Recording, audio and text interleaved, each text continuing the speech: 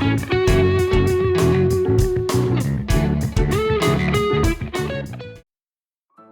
日は朝一番のフェリーに乗って利尻島へ移動します。道民院稚内からハートランドフェリー乗り場まで徒歩15分ほどです。今日は昨日ほど天気が良くないみたいですが楽しみです。フェリーは時期によって運航時間が変わるので公式ホームページでご確認ください。5月の稚内から利尻島押泊港への朝一番の船は6時45分でした。一番安いに当自由席のチケットを購入予定なのですが、ネット予約での購入はできないので、当日現地で購入します。問い合わせてみると、今まで当日チケットを購入できなくなるほど、満席となったことはないそうです。また、天候による運航可否については、当日の5時から5時30分頃に決定するそうです。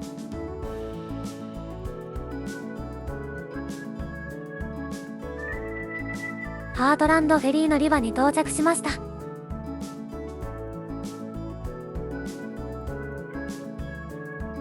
綺麗で広い建物です。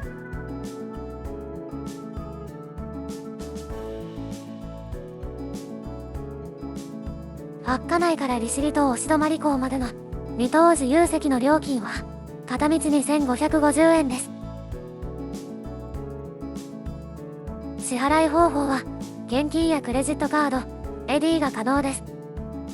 コロナ対策として当面の間はアマポーラ宗谷の2等指定席は2等自由席として開放されています。団体料金や得して荷物、特別室などは公式ホームページからご確認ください。館内にはお土産物やドリンクなど充実した品揃えのショップが入っています。スイーツや種類多めのドリンク、パンもあります。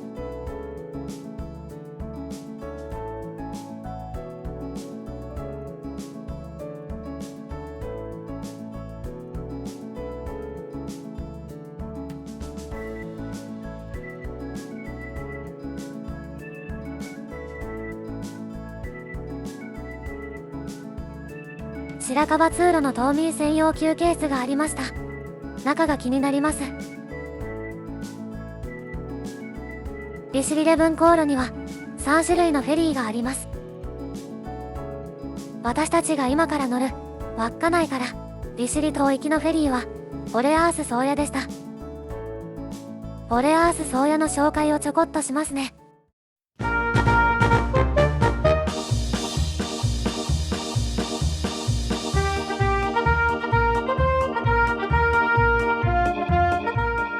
では早速乗船します。稚内から利尻島まで1時間40分ほどかかります。早起きして眠かったので足を伸ばせる席で少し寝ます。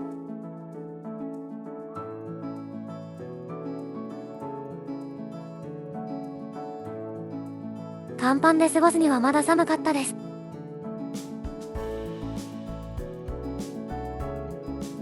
利尻富士が近づいてきました。もうすぐ到着です。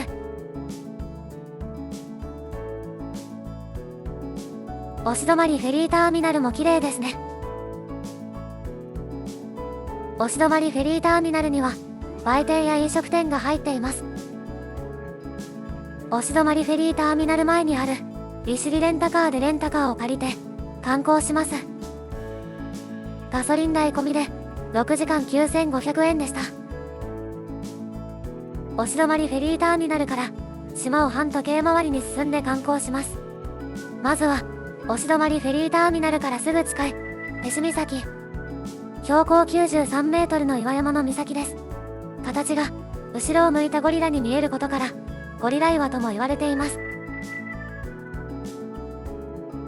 押泊フェリーターミナルから出て右に進み、港を突き抜けるとペシ岬展望台の入り口があります。頂上までは凸凹道で急な坂道なので動きやすい格好の方が安心です。急なコースと緩やかなコースがあります。せっかちなので急なコースで行きましたが険しめの道でした。展望台入り口から頂上までは20分ほどで登れました。綺麗な景色が見れましたよ。お次は車で4分のところにある夕日が丘展望台。歩きやすいように舗装されており、サンダルでも登れるお手軽な展望台です。ゴリラより楽です。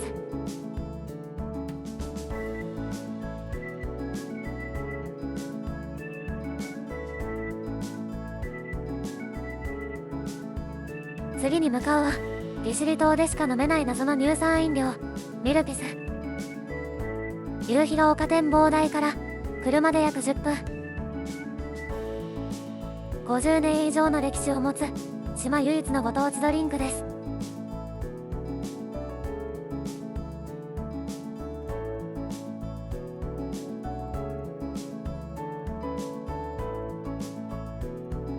おばあちゃんが食堂を始めましたといったような懐かしい雰囲気のある店内。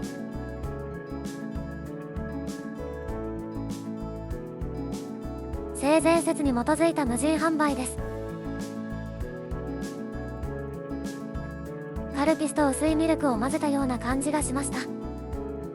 さらっとしており誰でも飲みやすそうなドリンクでした。瓶を返す場合は350円、記念に持ち帰りたい場合は410円かかります。沓形岬をさっと見てきました。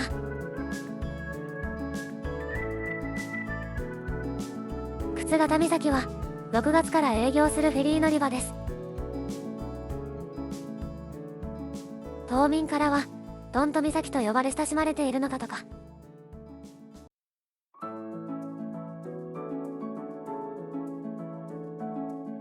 やってきました。離島の大人気ラーメン。日本一訪れにくい人気ラーメン屋さん、味楽さんです。大人気なのに営業時間が2時間半しかないので、開店1時間前から待機してみました。店頭に名前を書く紙が置いてあります。焼き醤油ラーメンと味噌ラーメンと3色餃子を食べてみました。出てくるなりすっごくいい香り。一番人気の焼き醤油ラーメンは利尻昆布をふんだんに使用し、焦げる寸前まで焼き上げた醤油の絶品ラーメンです。スープはとてもコクがあり、濃すぎず味わい深いので何回もスープと麺をすすってしまいます。昆布の味はあまり感じませんでしたが、ベースの昆布だしに醤油などを上乗せしていっているのであまり感じないのかも。でも昆布ベースだからこそ深い味わいが出るのだと思います。3色餃子は緑が熊笹、オレンジがスパイシー、白がジューシーだそうです。実は横浜の新横浜ラーメン博物館にも味楽さんの支店があるそうな。激うまラーメンを食べた後はカムイ海岸パークへ行きます。こちらは漁師さんが本当に使用している道具を使ってウニ漁からウニ剥きまで体験できるスポットです。この日はハイシーズンではなかったので、生けすの中のウニを自分で殻剥きしていただきました。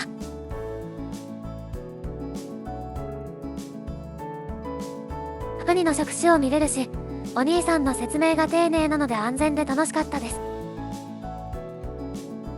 ウニって身崩れや溶け防止のために大判水につけるせいで独特な風味がするのですが、こちらでいただいた取れたてほやほやのウニは塩の香りと海の塩味のみで臭みゼロ。新鮮でとっても美味しかったです。夫のウニの方が大きかった。せり出した岩に立っている祠は北の厳島弁天宮。カムイ海岸パークから車で5分ほどで到着します。昭和54年に建立した祠です。夕暮れ時にはとても綺麗な雰囲気に包まれるそうです。そろそろ給水しませんか？北の厳島弁天宮から車で5分ほどとすぐ近くにある霊峰湧水。専用の駐車場はないので、駐車帯に一時停車して水を汲みに行きます。もちろん無料です。お次は、アザラシに餌やりができるとされる、先方渋崎公園。霊峰湧水から車で約10分。営業期間は、6月から9月末の9時から16時まで。シーズンオフは、こんな感じで廃れた感じになっていました。ウミネコなどの糞であたり一面白かったです。実は、ここで見れるアザラシは、稚内のシャップ水族館のアザラシを派遣してきたり、近海で保護したアザラシだったりと、その時々で変わるみたいです。続いて、車で10分ほどのところにあるおたとまり沼。利尻島最大の湖沼です。広い駐車場があり、土産物店や軽食があります。たくさんの利尻産昆布土産や、ウニ漁の時期には、取れたてウニの軍艦巻きがいただけます。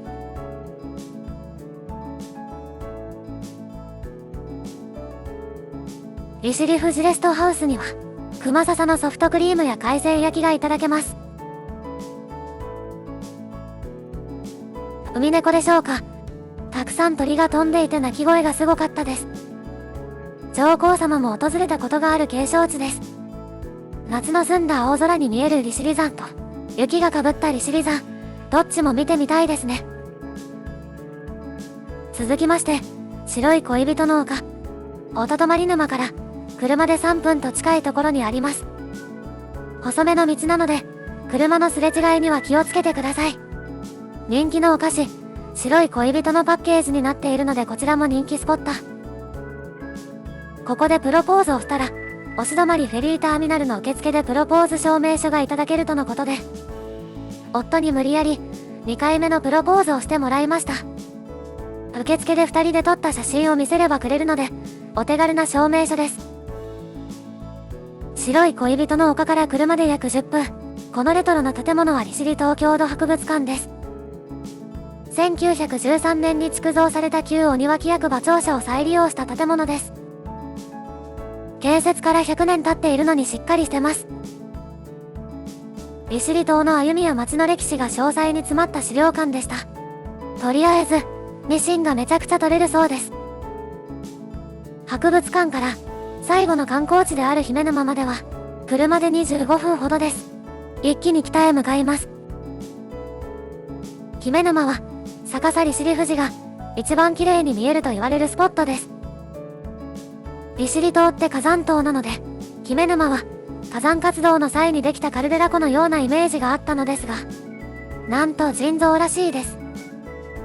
火山の噴火でできた窪地に水が溜まり、それらをひとまとめにして、ヒメマスを放流したことから、姫沼という名称になったそうです。姫沼の周囲は、散策できるように整備された遊歩道があります。一周に10分ほどです。エゾマツやトドマツなどの原生林が見れます。これを聞いて、おそ松くんを思い出してしまった。お店は、写真やハガキが売っているショップのみあります。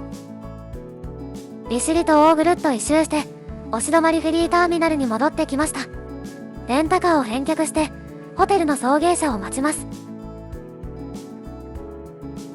利尻富士町と利尻町の宿泊施設一覧が出ていました。思ったより結構あるんですね。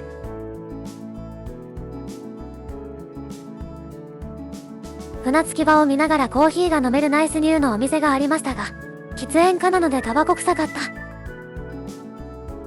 初の利尻島で泊まるホテルは、ホテル利尻さんです。綺麗で立派な送迎車が来てくれました。利尻島の西海岸、沓方岬の近くに位置するホテルです。実は、このホテルは町営です。とても古いイメージだったので綺麗で安心しました。ホテルの方も、とても丁寧で優しかったです。館内は Wi-Fi が使えます。ホテル利尻さんには、旭館と潮騒館があります。私たちが泊まる旭館には、エレベーターは1機しかなさそう。お部屋は5階の和室です。他にも、洋室や特別室があるようです。オートロック式ではなく、昭和感漂う鍵仕様。パッと見た感じは、綺麗な旅館という印象を受けました。水回りはどうでしょうか。ビジネスホテルによくある作りですね。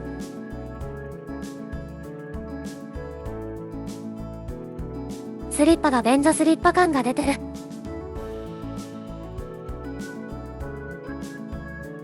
歯ブラシやシャワーキャップ、カミソリのアメニティがあります。レトロですね。昔懐かしの鏡台がありますよ。渋いですね。テレビは小さめ。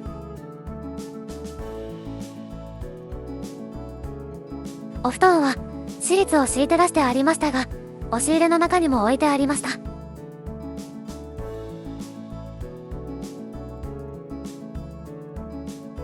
硬くて腰が痛いという方は、敷布団を追加して敷いたらいいかもですね。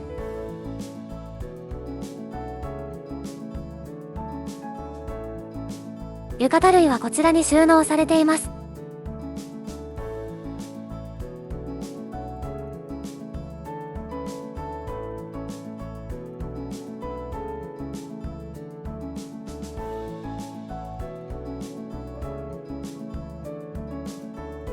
窓からは海が見えました。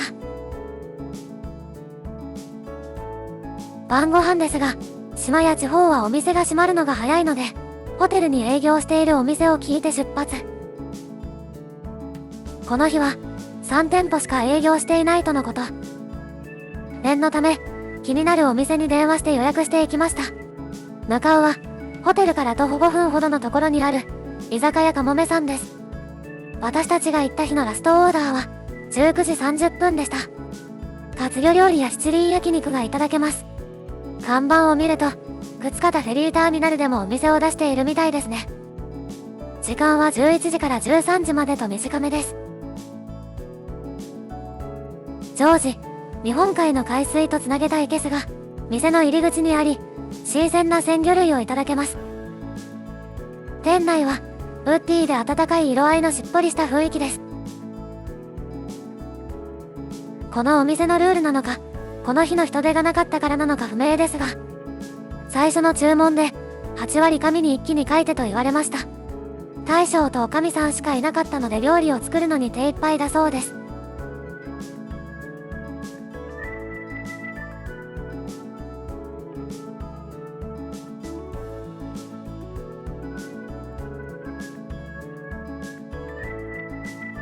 新鮮なホタテやカキ、タコの唐揚げ、ミシン刺し、油がたっぷり乗ったホッケ、トロサーモン炙りの程よい塩味が白米を欲する。めちゃくちゃ美味しい。これ、初めて見ました。利尻メカブおじやです。大将おすすめの一品です。最初は地味だなと思ってスルーしてたのですが、大将がおすすめというので注文した次第です。出汁が効いているのはもちろんのこと、メカブがとろとろでめっちゃ美味しい。締めにサラサラいけました。この店は大将のこだわりがたくさん詰まったメニューが多いので、自分のペースで自分の食べ方で食べたい方には向かないかもです。個人的にはとってもおすすめです。行く際は要予約。支払いは現金オンリーでした。ちなみに夕食難民になっても居酒屋かもめから徒歩2分のところにセイコマがあります。そのセイコマはホットシェフが入っています。たくさん食べた後は温泉に入りますよ。ひっそりと電子レンジがありました。宿泊施設では利尻島、礼文島で唯一の源泉かけ流し温泉が楽しめるホテルです。館内は浴衣とスリッパで過ごして OK。 広い休憩室もあるので待ち合わせに使えますね。なんと温泉入り口に冷房湧水のお水が置いてありました。脱衣場は竹かごなので貴重品や iPhone は小さめのロッカーに入れます。温泉は国内トップレベルの炭酸水素含有量で元は透明ですが、酸化して茶褐色に変わります。宇宙は加温していない源泉かけ流し温泉と加温した温泉があり、サウナは高温サウナと低温のトローサウナが楽しめます。私は汗をかきにくい体質なので低温は物足りなさを感じました。この日はこれにて就寝。疲れていたのか熟睡したおかげで体力が回復しました。朝食会場へ向かいます。なかなか広いです。すでに準備されていました。利尻島ならではの食材が入っており楽しめました。さて、12時15分に押し止まりから礼文島行きのフェリーが出るのでフェリー乗り場へ移動します。押し止まりフェリーターミナル前の日本レンタカーさんでもミルピスを購入することができるみたいです。そうそう、ゴリラ岩に登っていたので無料でガチャができました。そして利尻島から礼文島へはアマポーラ宗谷という新しいフェリーに乗って向かいます。アマポーラ宗谷のキッズルームはポケモンのアローラロコンとロコン仕様になっていました。キツネポケモンなので北海道らしいということで一緒に北海道を盛り上げているみたいです。礼文島はカフカ港へいざ出発。新しい船体なので綺麗です。売店で北海道のご当地お菓子であるビタミンカステーラと稚内牛乳のアイスを購入してみました。カステラはベビーカステラのような味ですが口の中の水分が持っていかれます。アイスは比較的最近出たというコーヒー牛乳味をチョイス。コーヒー牛乳そのものの味で美味しかったです。ビタミンカステーラにアイスをつけて食べれば水分持ってかれる問題が解決します。45分ほどで花の島礼文島に到着しました。ここで残念なお知らせ。まだ寒くて花が咲く気温になっていないとのこと。6月からなら間違いないとお店の方が言っていました。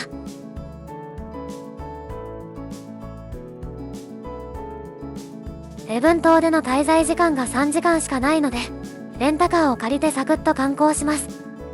利尻島と同じくガソリンの給油なしで込み込みの金額での提示です。なんとこの日のレギュラーガソリンが1リットル219円、3時間コンパクトカーで9240円でした。おそらく島で唯一のコンビニであるセイコまで必要なものを購入しておきます。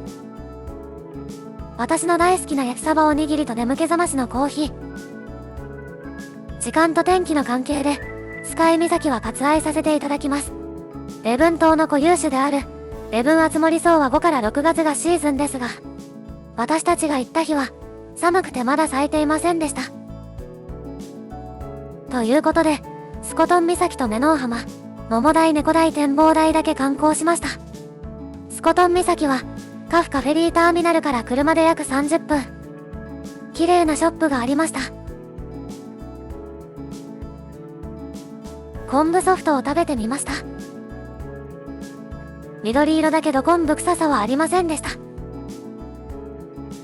クリーミーというよりあっさり後を引く甘さのソフトクリームでした。私は好きな味。どこで食べようか。せっかくなので最北限のスコトン岬まで行ってみよう。前半大雨だったのですが少しずつ収まってきてます。この先を下っていくのですね。なんと最北限の民宿がありました。すごい。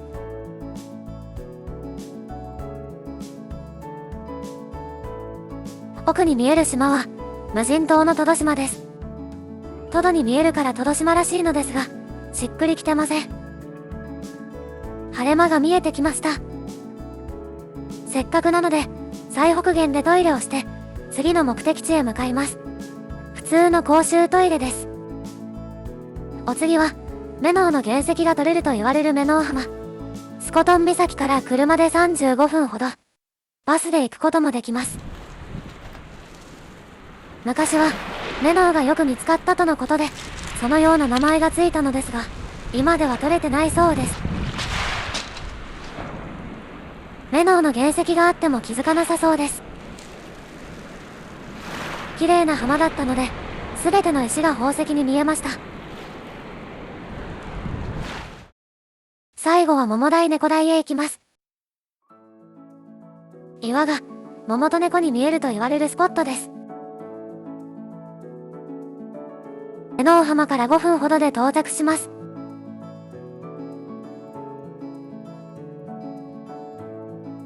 これが桃岩らしいです。桃か。桃岩は海底の柔らかい堆積物とマグマによって形成されました。隆起した岩が浸食されてこのような形になったそうです。猫岩は本当に後ろを向いた猫みたいですね。かなり太ってそうですが、帰り道に通学路で使われている屋根付き歩道を発見。こんな長い階段道を子供たちは毎日通っているんですね。冬場は少し暖かそう。17時5分にカフカ港を出て、19時には稚内に到着予定です。利尻島と礼文島を1日で巡るとなると、1日片道1本ずつしか出ていません。ゆっくり礼文島を楽しみたいのなら1泊した方が良さそうです。今回の旅では稚内と利尻島、礼文島に行けたんですね。改めて見ると、後から満足感が出てきました。花の浮島と呼ばれる礼文島には、自然が育んだ花の種類が300種類に及び、礼文島にしか咲かない花もあるので、花の咲く期間を見極めて暖かくなってきた時期にゆっくり見たいですね。またいつかリベンジだな。2階に、竹ちゃん寿司というレストランがありました。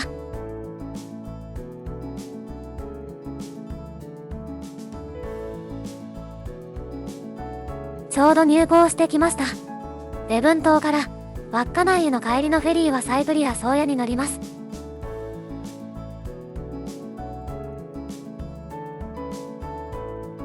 この旅で3つのフェリーに乗ることができました。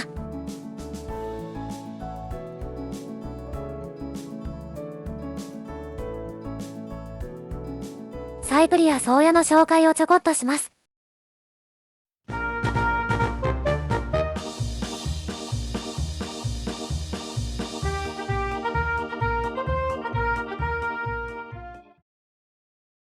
19時には稚内に到着し、サフィールホテル稚内に宿泊しました。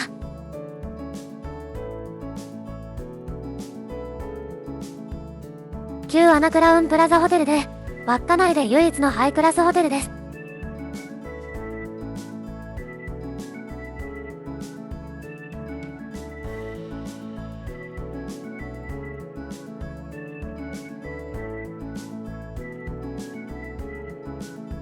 綺麗なんですけど、シャワーが使いにくいんですよね。蛇口の切り替えがうまくいかず手間取りました。明日は旭川へ移動します。ご視聴ありがとうございました。